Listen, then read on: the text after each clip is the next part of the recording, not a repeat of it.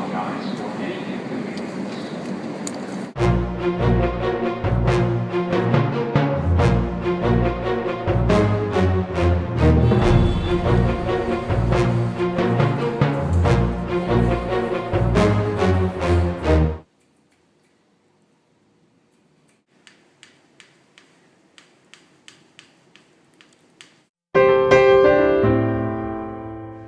And so, this is the tale of a pup who braved a blizzard to reunite with his fur rug.